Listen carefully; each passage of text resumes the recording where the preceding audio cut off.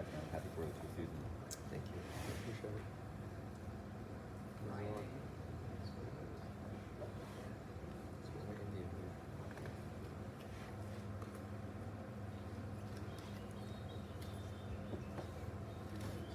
Yeah, that over in Florida.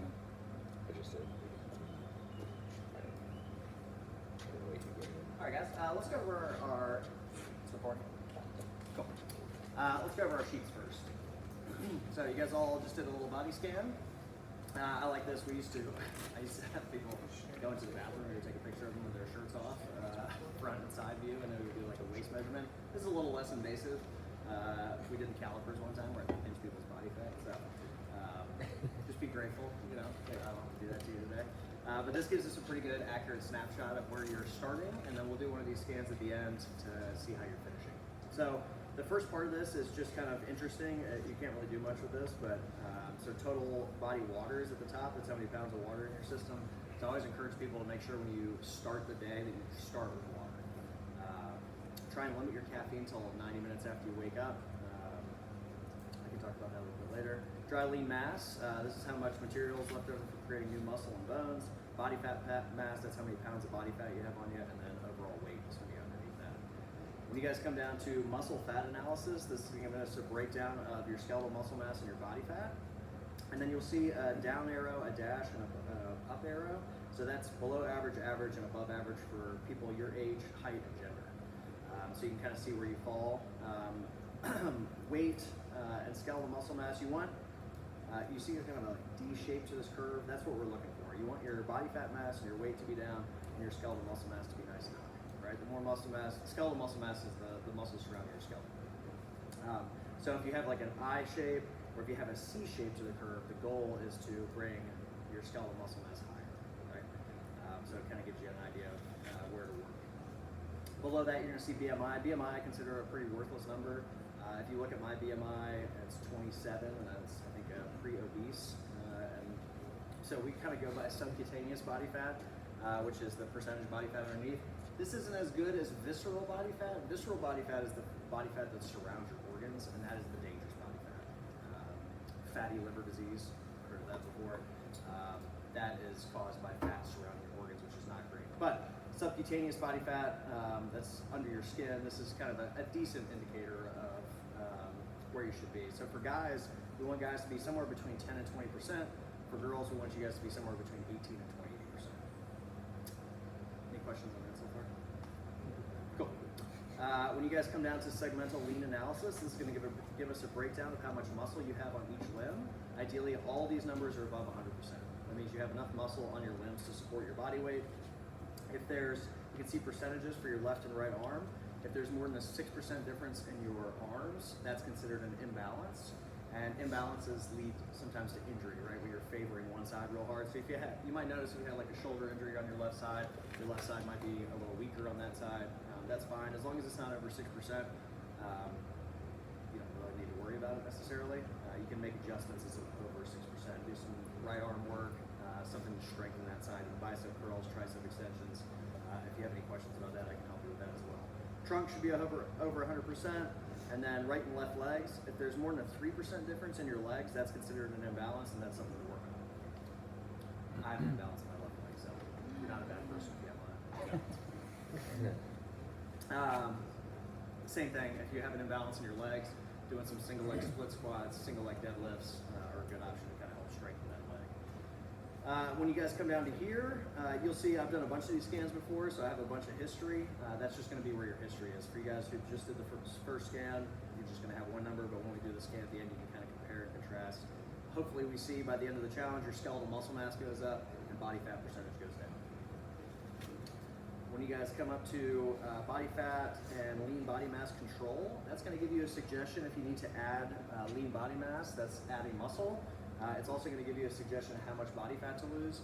For guys, it's that if you lose that much body fat, it's going to take you to 15% body fat. So that's where that number is based off of.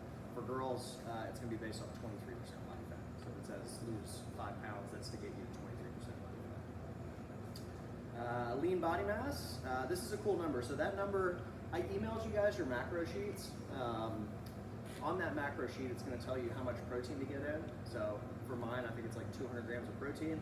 As long as you're hitting this number in terms of grams of protein, that lean body mass.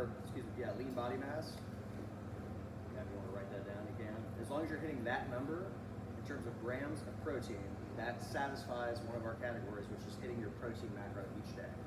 So for me, I'm supposed to hit roughly 180 grams of protein per day, up to 200. Once you get up past, we multiply this number times 1.2, that's where we get that number from. Once you get up past that, you're kind of just putting your kidneys under a lot of pressure. You're not really, it's a law of diminishing returns at that point. But from my experience with these challenges, a lot of people have a hard time hitting their protein macro. So I suggest that you guys start your day with some protein, eggs, cottage cheese, Greek yogurt, some form of protein, so you can make sure that you have enough time to get that all in. When you start your meals, start with your protein. Protein comes from the Greek word meaning first. It should be your priority. Yes. Yeah, for sure.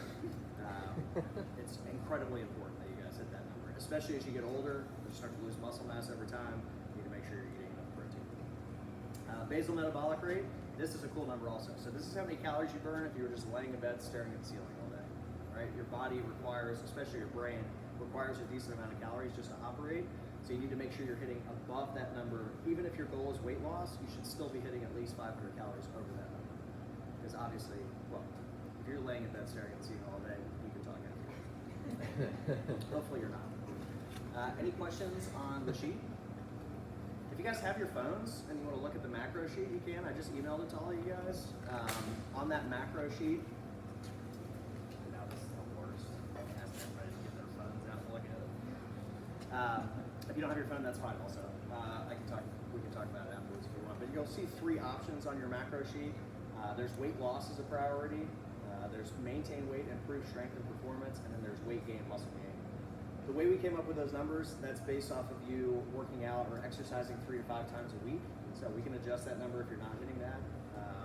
And that's going to give you a target for how much protein you should be getting per day. Remember the number under your protein, and each one of those options is the number on your sheet times 1.2, that lean body mass.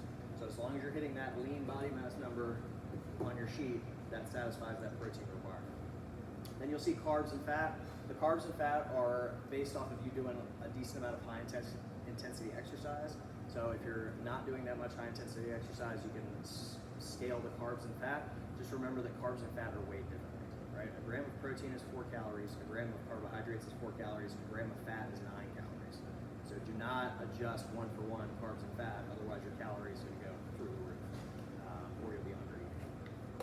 All right. Don't get too manic about the hitting your macros each day, except for the protein macro. You can get kind of manic about that. But consider it like a rolling average, right? So if you're off a little bit one day and then you're up a little bit the next day, that's fine. Don't get too crazy about it. And then Chronometer is on that sheet also that I emailed you guys. Chronometer is a free tracking app, so you guys can put your foods in there.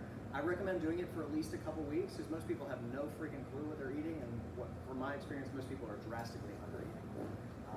And just as an aside, when you under eat, right, you have a basal metabolic rate, right, that we mentioned before.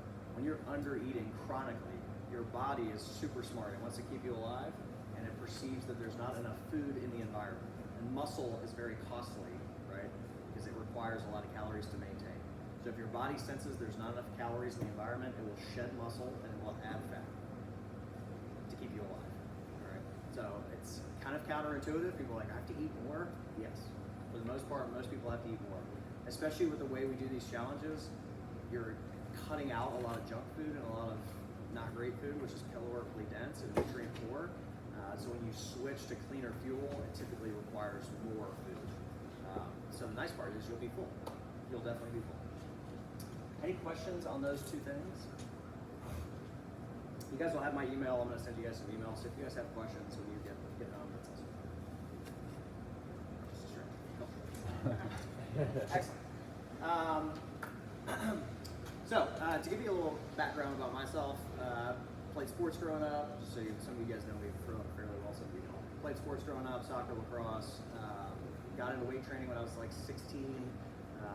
I got fat when I was a freshman in college, and I had kind of a come to Jesus moment, so to speak. We were in a huddle coming back from Christmas break, and my college coach, in front of all my peers, said, Christmas break was not good for Kyle Frazier. And I was drinking a lot of White Russians and eating a lot of ice cream, and it turns out that puts on a lot of body fat. So that kind of got me interested in nutrition. Started eating just basically a protein, a carb, and a fat at each meal, and dropped like 15 pounds in 3 weeks.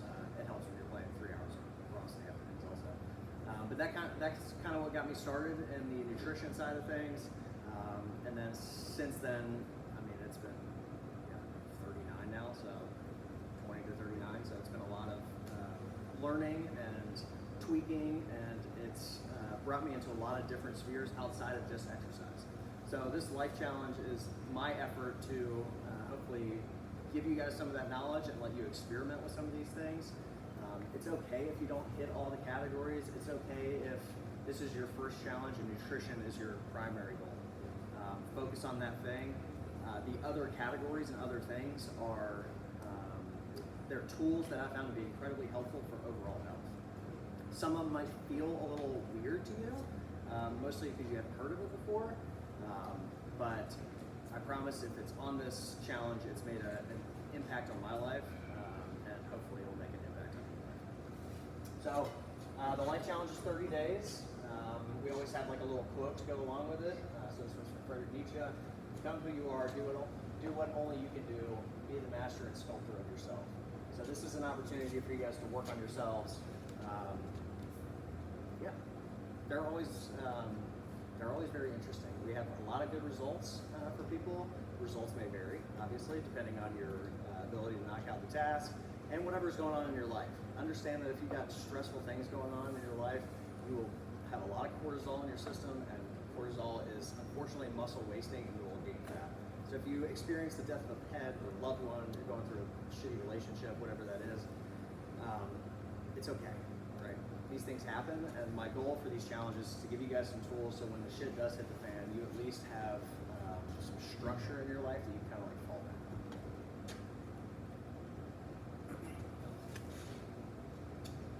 on. I always like to start with this. You guys each have your own like unique thing that you give to the world. We all have this string that we're kind of weaving through our existence. Everybody feels like we're separate, but we're all incredibly connected with each other.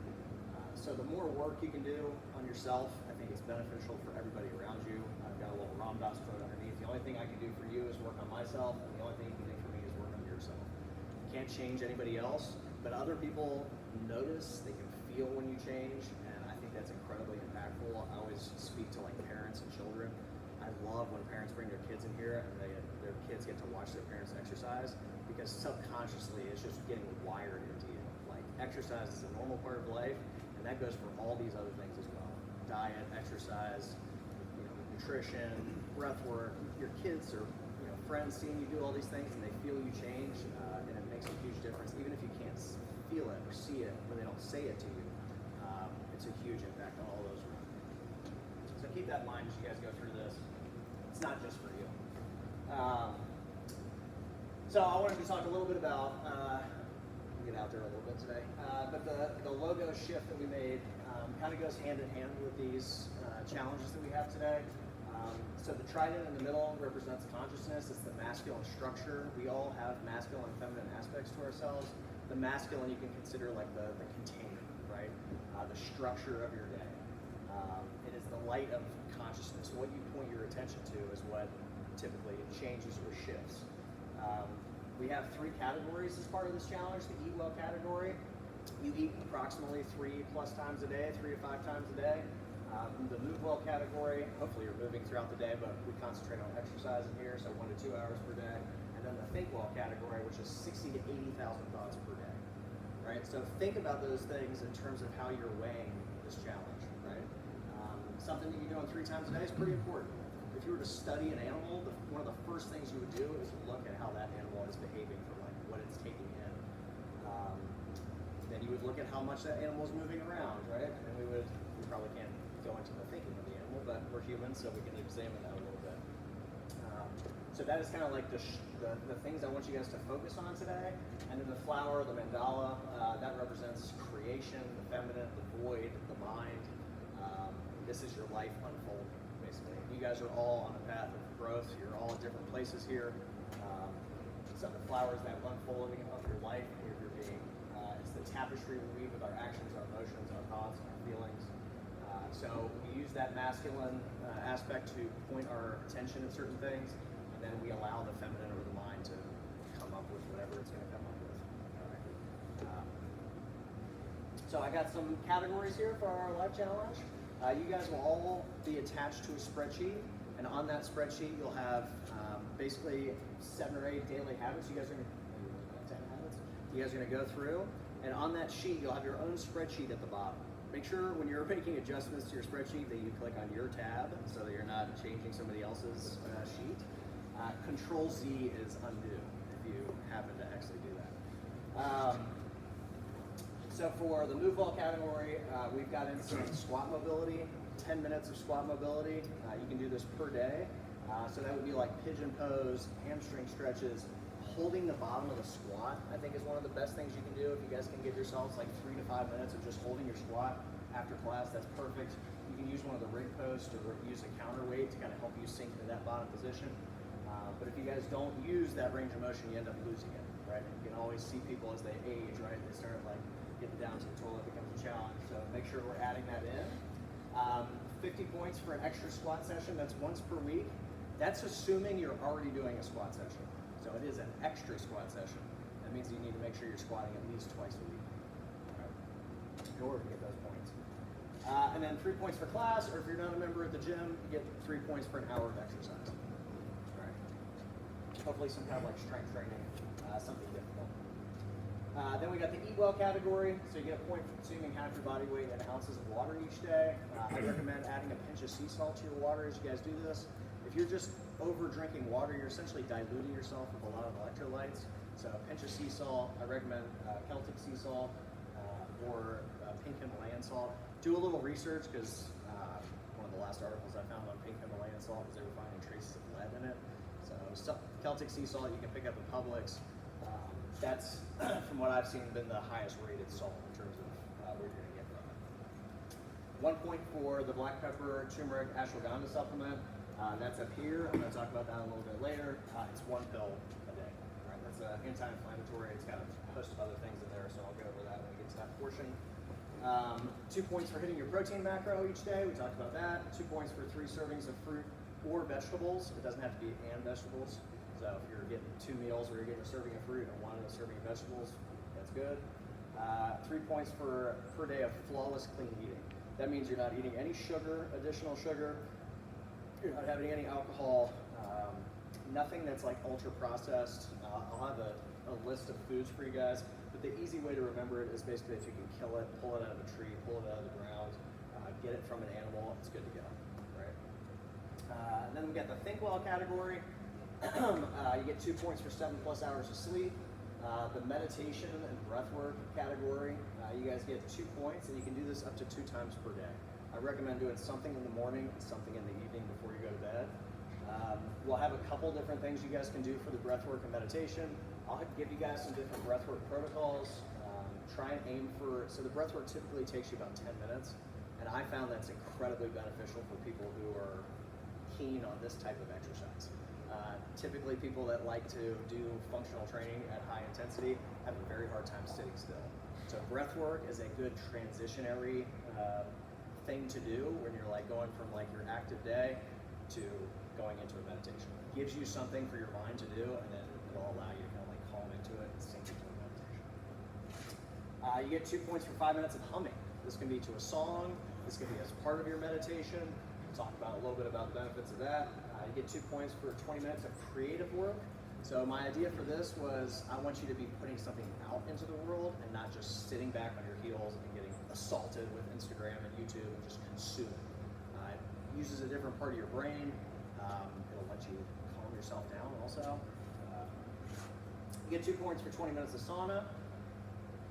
If you're just starting out with the sauna, I recommend doing like 5 or 10 minutes, maybe hopping out and then jumping back in for 5 or 10 minutes. Going for 20 minutes right off the rip might be slightly uncomfortable for you. And then 2 points for personal tapas.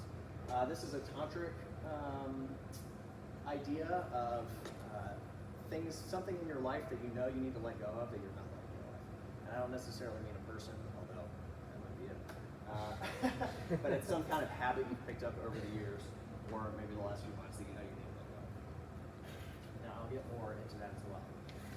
As far as like the mindset, as you guys get into this, focus on the daily habits, create a routine for yourself. Consistency is incredibly important. You guys know, if you're in here, if you come work out once a month, that's not going to do anything for you, right? You're just going to be incredibly sore and probably a little bit pissed. So you need to make sure that you're somewhat consistent with all these things, and you can expect a lot of resistance.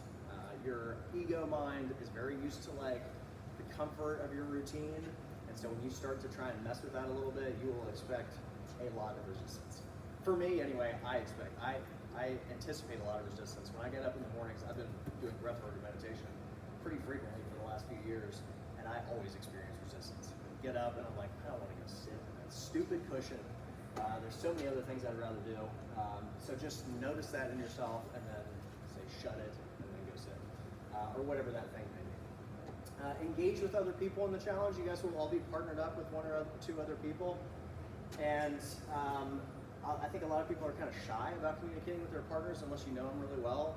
Don't be shy. They're in the same shit you are, so you might as well embrace it and talk about your strategies, what you're trying to accomplish, share your dream.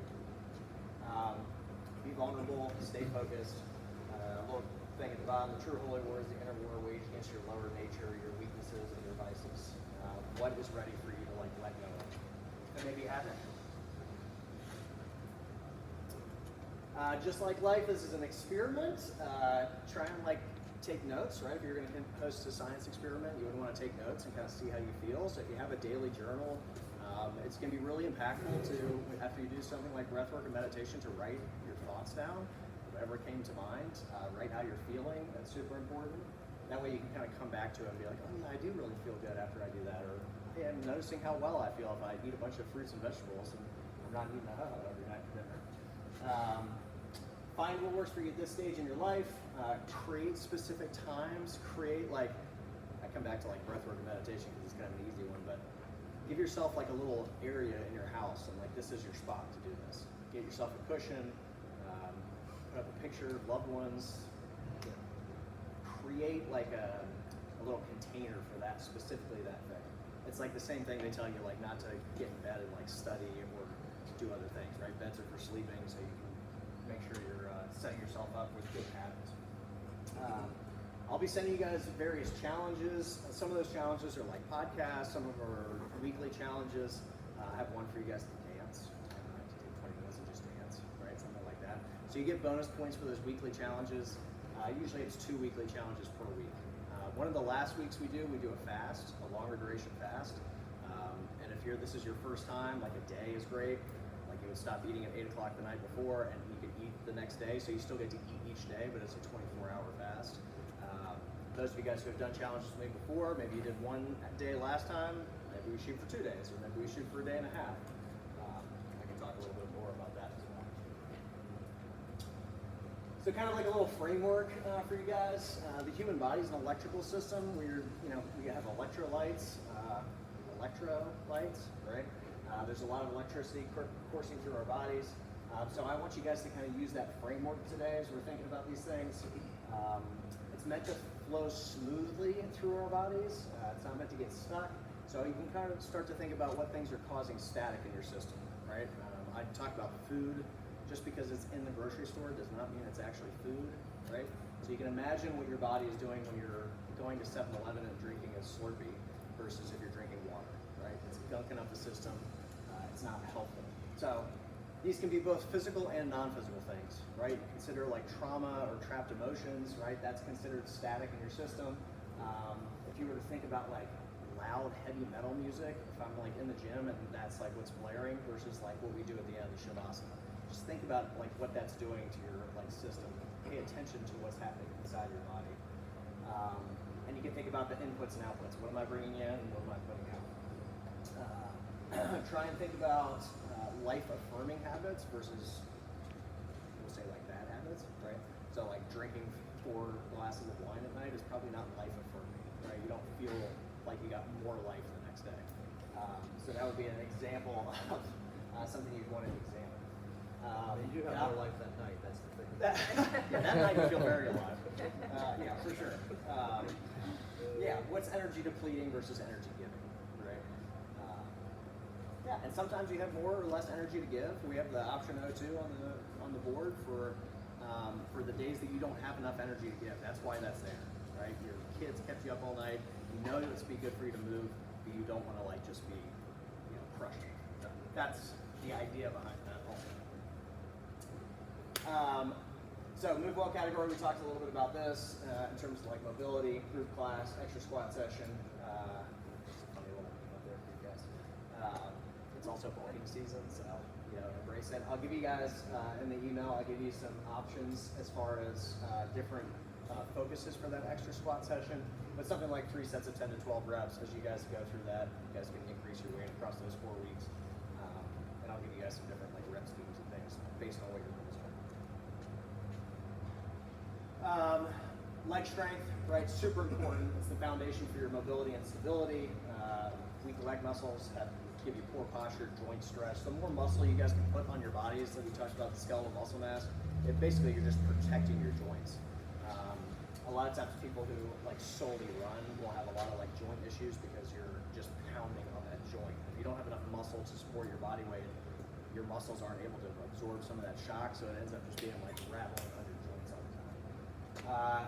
Strong legs improve your strength in your heart, circulation, regulate your blood pressure, enhance overall body health and endurance, enhance cognitive function. You can think about your quads and your hamstrings as giant pumps. And the more you exercise those muscles, the more blood flow you actually get to your brain. So very important you guys work on your leg strength. And then for metabolic boost and hormonal balance, right, we just mentioned they're huge muscles in your legs. So when you strain those big muscles, it's a huge release of HGH, human growth hormone, and testosterone. So that's why you always feel great after you do lunges, right? So the eat well category, this is probably one of the most like dogmatic, nutrition just in general is probably one of the most dogmatic things we experience in our culture. It's become very religious. You should be a vegan, carnivore diet. Just keep it simple. Like I mentioned before, if you can kill it, pull it out of a tree, pull it out of the ground, it comes from an animal, it's probably gonna be okay. If it comes in a box and it doesn't have an expiration date, it's not really food. I grew up at a time where I thought that if you walked into the grocery store, the things that were in there were all checked, right? These should be safe. It's in the grocery store. Of course, our Food and Drug Administration is making sure that these things are safe. It's just not the case, unfortunately.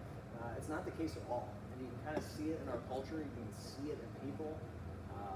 It's super sad, but as long as you're like aware of it, you can kind of take steps to mitigate that. So basically meat and veggies, fruit, nuts and seeds, mixture of healthy carbs, protein and fat. Rice is allowed on here, quinoa is fine, beans are fine as well, but kind of pay attention to how it feels for you. Like Brussels sprouts, for instance, for me. If I eat a Brussels sprout, within 6 minutes I have to fart. It just clearly is not great for my system or anybody around me. I'm coming back to that first slide, we're all weaving our string. I don't want that to be part of my string. So pay attention to those things, right? I've learned that when I was like drinking, right? I could drink tequila and that would be okay. But if I had like a sip of Prosecco or champagne, I would feel like total dog shit immediately. So kind of work with your body, and we all have our own unique DNA. We all have different ancestries. And you want to, what I found to be one of the most compelling arguments for diet is to eat kind of how your ancestors ate, how your DNA ate. So there's an argument for being vegetarian if you're Japanese because they don't eat a lot of protein, right? So your body can probably deal with that fairly well. But if you were to go to Alaska and tell the Eskimos, like, hey, you're going to be eating only spinach and kale from now on. I know you've been surviving off seal meat and fat and animals, but now we're going to go vegetarian. You probably see their whole bodies just fall apart in a lot of ways. So try and think about how your ancestors ate and try and stick somewhat come close to that. You're welcome to experiment as much as you want. I've played around with a variety of different diets over the years. But yeah, like I said, just kind of notice how you're feeling. If you get done and you decide to do some crazy modifications and your skeletal muscle mass takes a tank, right? It's probably not the best body fat, or not the best diet. This is also super disturbing. I did this a lot for parents also because we grew up eating junk food for sure, right? But the junk food we ate as kids is not the junk food. It's not even the same ingredients that is out there now. Like when I was growing up, Duke's mayonnaise was made with egg yolks, and now it's soybean oil. It's not the same thing. It has the same label. It makes me a little sad, actually.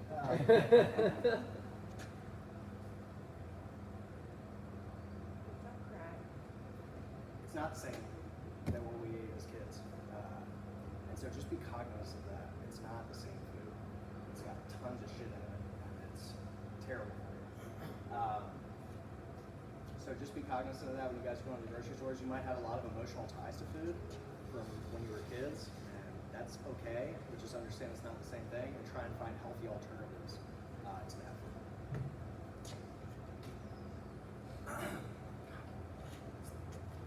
On that, I downloaded this app. It's called Yucca. I told a couple people in class about it, but it's free. You literally take it, scan the barcode, and like it opened my eyes to a lot of stuff. Like you think that like the better food is on the higher end of the aisle, everything like that. And a lot of this stuff's advertised as like the healthy foods, and it grades it on a scale of like 0 to 100, 100 being good, 0 bad. And then it'll actually tell you like why it is bad. If it's got additives. It's high in sodium. I really don't care if you're like inactive, you know, kind of like what he was saying. But it definitely like opens up your eyes to stuff that is advertised as healthy, but it's nowhere near. Is that Yucca? Yeah, YUKA. Yeah. My sister's obsessed with it. Yeah, it's a really good idea. The rise in colon cancer in people is like, I think it's the number 3 or number 4 leading cause of death now.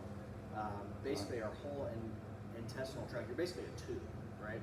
You are a tube that you eat things and your body takes it all out and then you get rid of the extra. But they're finding a lot more and more cancers that are attacking your digestive tract. So it's very important you guys, like I said, just try and eat as clean as you can. Just be mindful of the junk food you're already eating, and just as long as you have an understanding of that, I think that's fine. This was a picture of the beach back in the 1970s. Not a lot of overweight people, right? Kind of like what I was talking about before, right? These people were definitely not doing CrossFit 5 days a week, right? A lot of people didn't even have like formal exercise necessarily back in the day. It's just what we're surrounded by is like essentially poison in a lot of ways. The left is the 1910 Circus Fat Men. When you were at a freak show, you would go see the Fat Men at a freak show. This is 1910, and this is a plus size ad model in 2024. So there's a lot of like normalizing of, unfortunately, like unhealthiness. So just keep that in mind also. It is not normal to be 100 pounds overweight. Sugar and seed oils, there's a lot of risks to these things.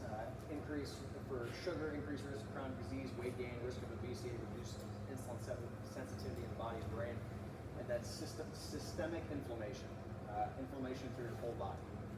More than 40% of the U.S. population is considered obese. More than 58% of that population has high blood pressure. Sugar and seed oils are just wreaking havoc on the body. Seed oils are not something that we got until the last decade or so. They're often an industrial byproduct.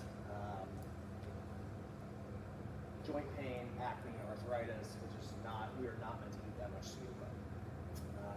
Type 2 diabetes, chronic fatigue, or some of the chronic diseases you guys can see, Alzheimer's and dementia, obesity, heart disease.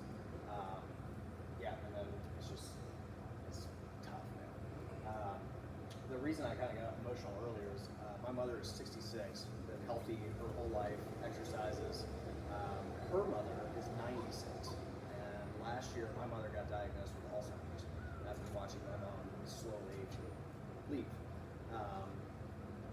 There's no reason for that. There's no reason my mom shouldn't live to 96. A lot of it has to do with the shit that's in the food. So, fresh foods versus store bought. So, consider also. This is something that I hadn't really considered until I started doing a little more research. But a lot of the fruits and vegetables that we get at the store are coming from far away places, right? Mexico, sometimes from like Chile, just not anywhere close. So a lot of times when they harvest those fruits or vegetables, they're picking them before they're ripe. They ripen on the way, and unfortunately, when that happens, you lose a ton of nutrients. So even though you might be feeling like you're eating healthy, you're maybe only getting a fraction of the nutrients and vitamins that food was originally had in it. We had the blackberries growing in the back here for this past year, and how good did those freaking blackberries taste? We got that like straight off the vine. Oh, it's amazing. So I really recommend like starting a garden, kind of getting into your own horticulture to help with that. The little things like the phytonutrients or plant-based compounds that support health through antioxidants, anti-inflammatory, and immune-boosting properties. Flavonoids are a type of phytonutrient that have their role in protecting the cardiovascular system, reducing inflammation, promoting brain health. Polyphenols are a broader category that includes flavonoids and other compounds that help protect against oxidative stress, inflammation, and disease. Plastic. Oh, this was painful also.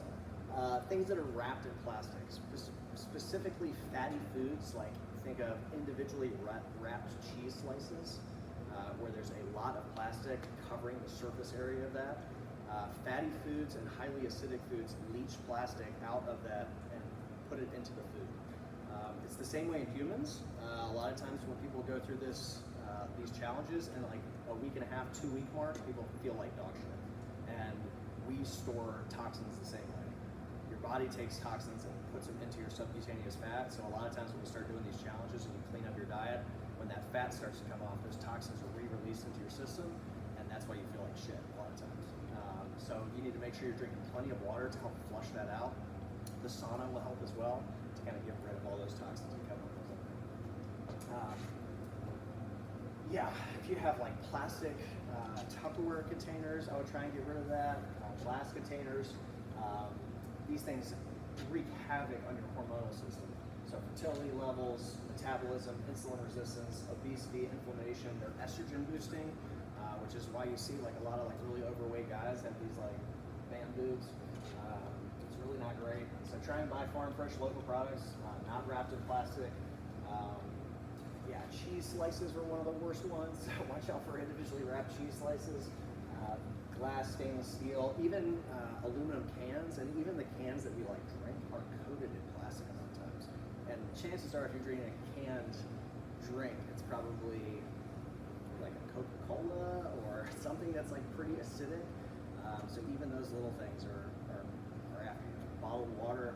If you don't have like a water filtration system in your house, I'd recommend getting something like that. Fluoride in the water, chlorine in the water. There's all kinds of stuff. I was trying to balance the presentation with like good and bad things. It was very hard, actually. You just have to be kind of like going over the logo thing again. Point your consciousness and what you're doing, and allow for yourself to make conscious choices rather than just assuming that everything in the grocery store is safe. We did a little supplementation this time. This is the first time I've done this. Hopefully your diets will clean up a little bit. You cannot rely on taking one pill a day to like clean everything up for you. It's kind of like a sinking ship. If you've got like 300 holes in it, if I give you one pill, it's not going to do anything for it. But if you could start to clean up your diet a little bit, this is actually one I haven't tried before, so we'll be experimenting together on this one. But I was watching one of my favorite podcasters who's talking about the benefits, specifically turmeric, black pepper, and fenugreek together. It's an anti-inflammatory, but ashwagandha is in there. It's stress relief and adaptogen, enhanced sleep and relaxation, increased energy, stamina, cognitive function, immune support. Fenugreek allows for blood sugar regulation, testosterone, and libido boost. No one wants to miss out on that. Digestive health, maca, energy and stamina, hormonal balance, mood and libido enhancement.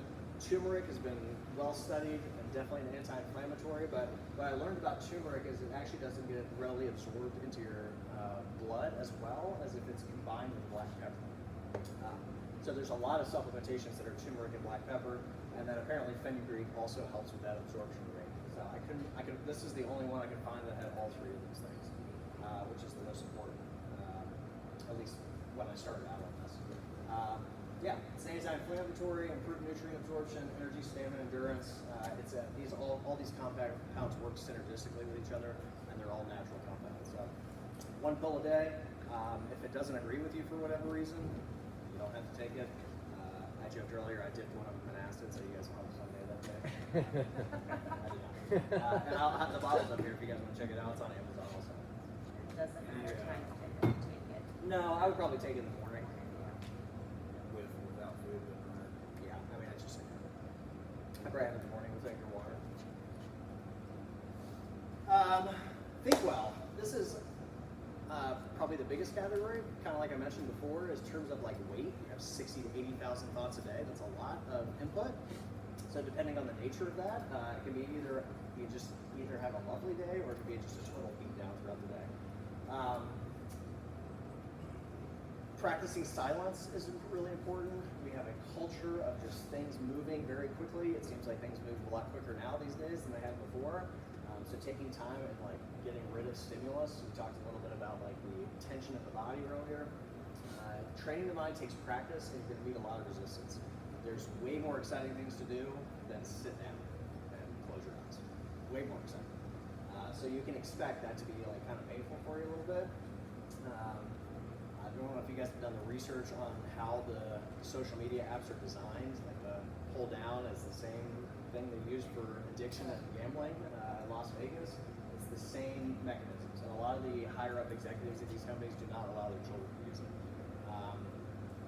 I thought it was interesting that my parents got so sucked into it. I don't know if you guys have experienced that, where your parents are just like constantly on their phone, which is painful, but it is super addictive, even for myself over the years. It's a really good idea. Maybe I kind of figured this would be some of you guys' tapas, to set like a timer for yourself. Like what is the appropriate amount of time to be on social media on your computer or on your phone, right? Maybe like an hour, maybe 30 minutes, probably not 6 hours, probably not 4 hours. Try and work with consistency of breath work or meditation. Like I mentioned before, breath work is a good transition thing from like doing to being, right? It still allows you to do something, but it'll put you in kind of this parasympathetic nervous system state, which is good for recovery. And just work on consistency, right? The people that see results in the gym are coming 4 to 5 times a week, every week. They take a week off for vacation occasionally, but they're here. That's what's going to make a difference. Already mentioned sitting still being very difficult, the consistency being very important. I'll give you guys a bunch of different breath works to work on. Benefits of something like breath work. This is something that is so strange to me, but so interesting. The last year, I've been consistently doing breath work. Your sinus cavities, if you don't breathe through your nose, actually shrink. Which can cause a lot of issues as far as like colds and things like that, because things get trapped in your respiratory system and get kind of clogged up.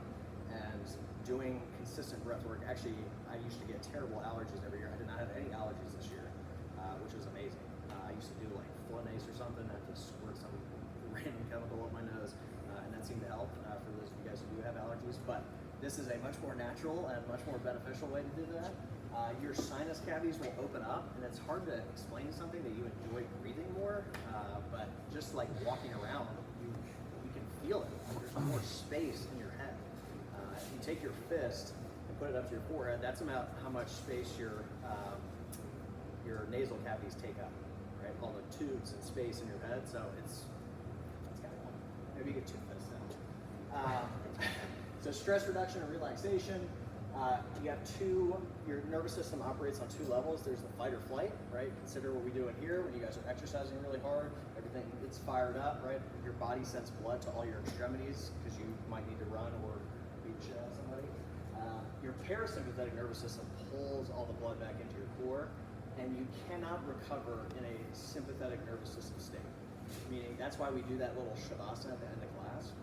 Because if you leave here after the workout, and you're like going to your car, and then you're getting in your car, and you're in traffic, and people are yelling at you or cutting you off, and then you go to work, and you're getting bombarded by input and emails, right? Your you're not going to get into your parasympathetic nervous system state for maybe all day, right? And then you don't feel well the next day, you don't recover, you're still sore as hell.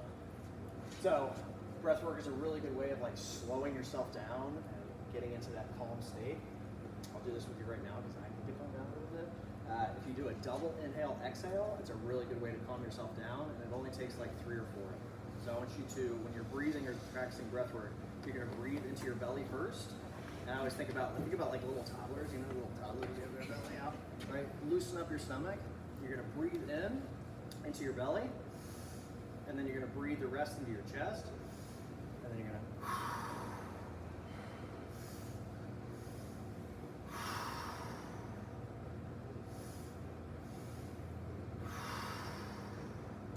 two more.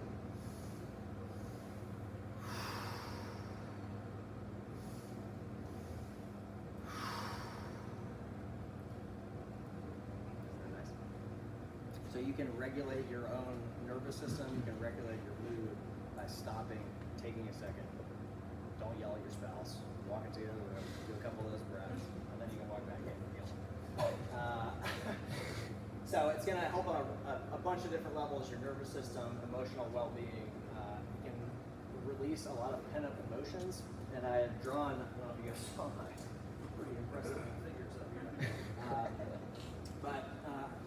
Talking about tension in like your body versus being a clear channel. We talked about like being that battery, right? So emotionally stored trauma can rest in the body.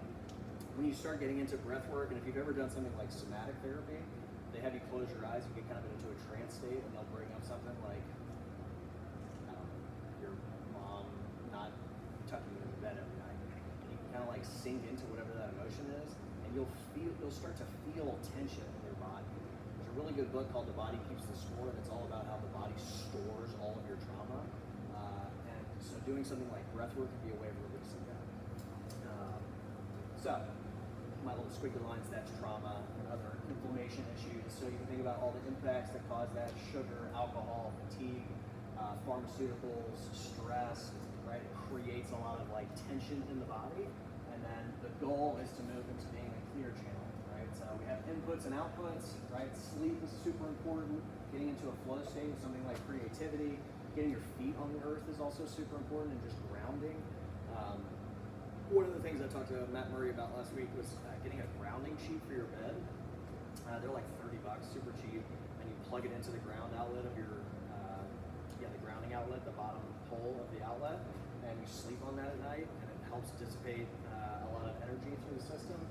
So we were meant to like sleep close to the earth, and I found that makes a big difference in my sleep. If you have like restless leg syndrome and things like that, a lot of that stuff kind of goes by the wayside. So I think it's like On Earth or something. You can find them on Amazon, but definitely worth it.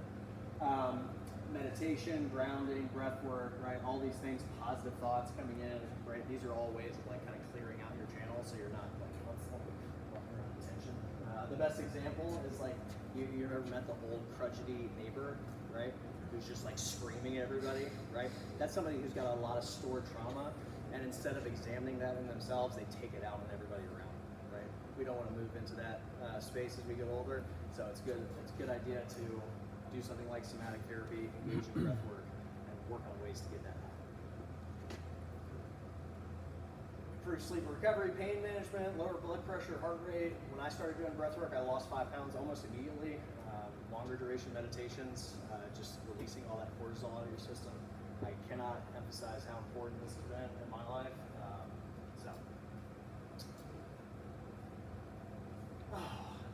We talked about this a little bit. We can kind of operate coherently or incoherently based on the static in your system. When you guys go into meditation, you're closing down all of your outer senses and you're spending time in that space of nothingness. It's an opportunity to allow you to be not yourself, but just to kind of open up. So spending time in that space can feel like you're just like in the dark, basically. You're like, this is stupid, I'm not doing anything.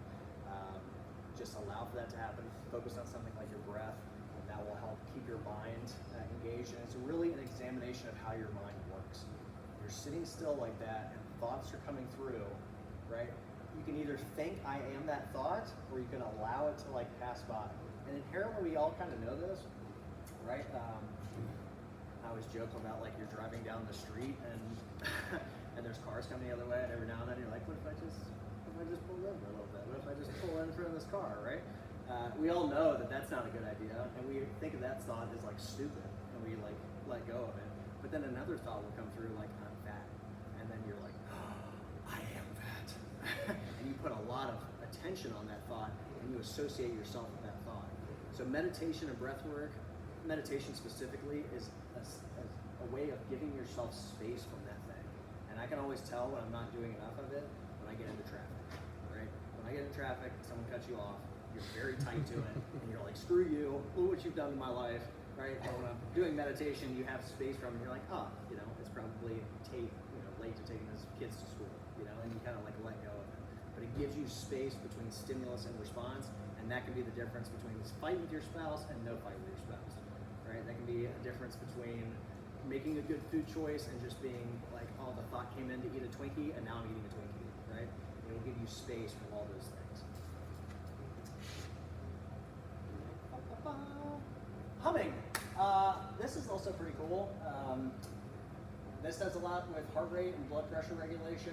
Your vagus nerve runs through pretty much all of your organs as it comes down. It's one of the longest nerves in your body. And when you do humming, it actually stimulates your vagus nerve and reduces the tone of that vagus nerve. So instead of being very tight, it loosens up and relaxes. Helps modulate inflammation, helps your respiratory rate. There's a reason all these old, so it goes to your heart, your lungs, stomach, small and large intestines, liver and pancreas, spleen, kidneys, esophagus. It's also antiviral as well. It releases a ton of nitric oxide in your system, and nitric oxide allows for more oxygen absorption for your red blood cells. So it's very simple.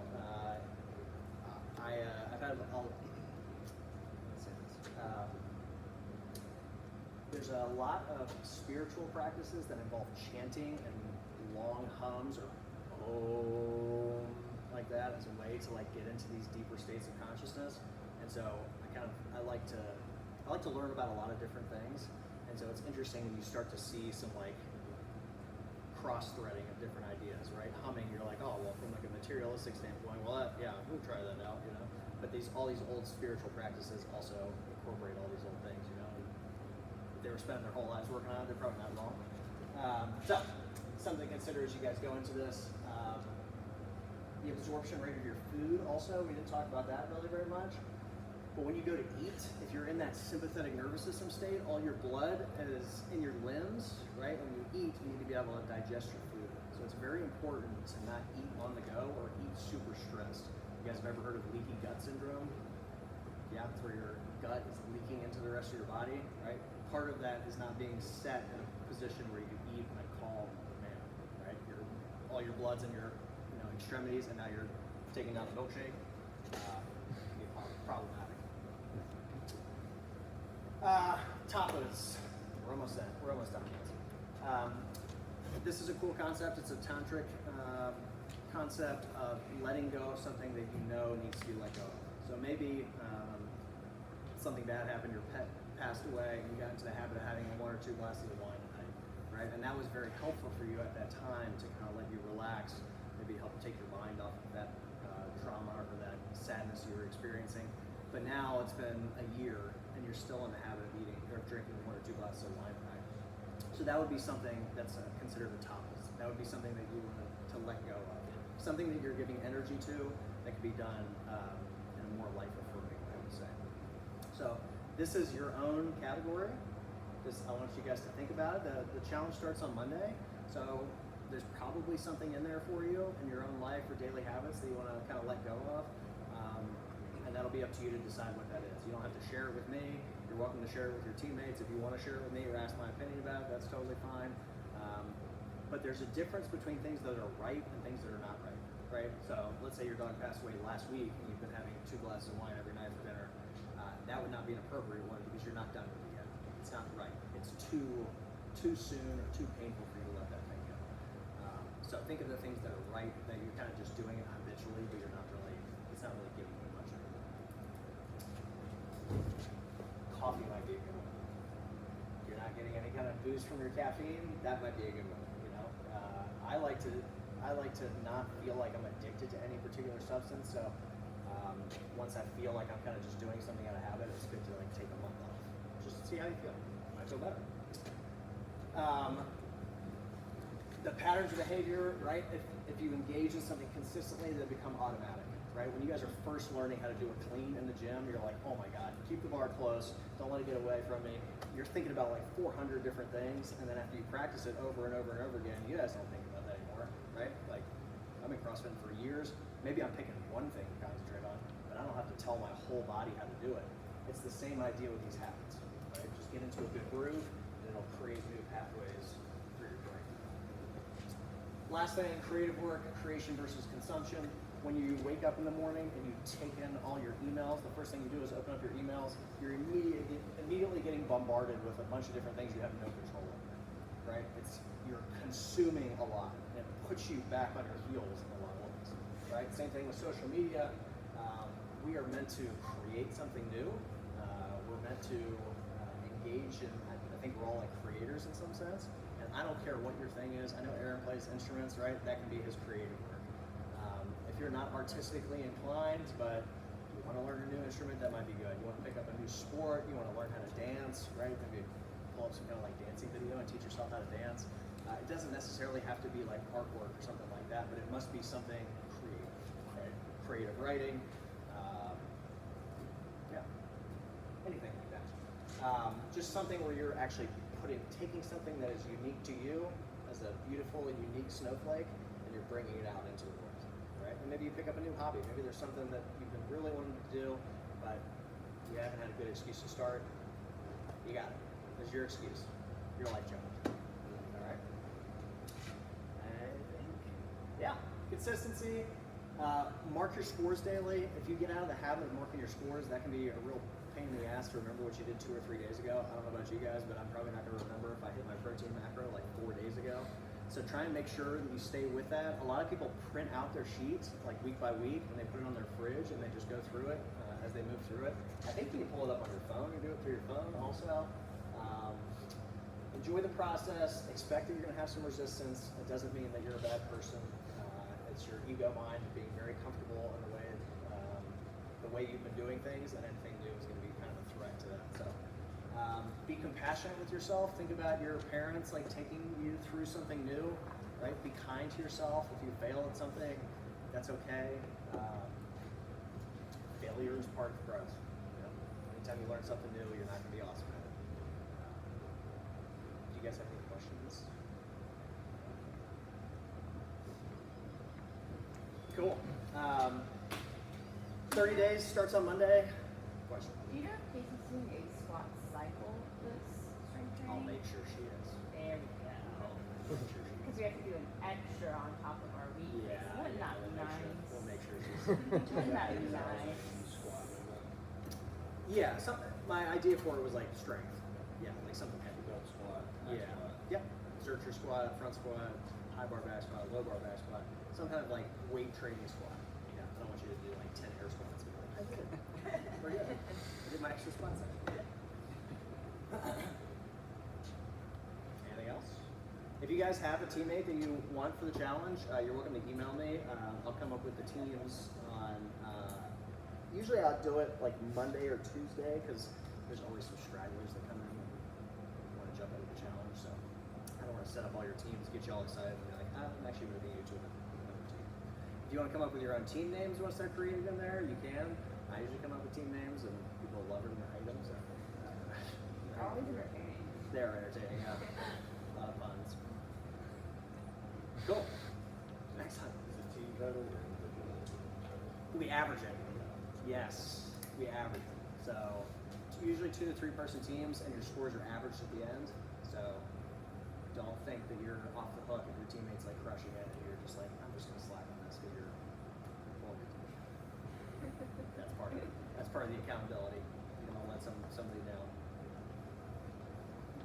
Cool. Yeah. Excellent, guys. Yeah. Absolutely. Yeah. Los Lobos en la Noche. That's the team name. I did too.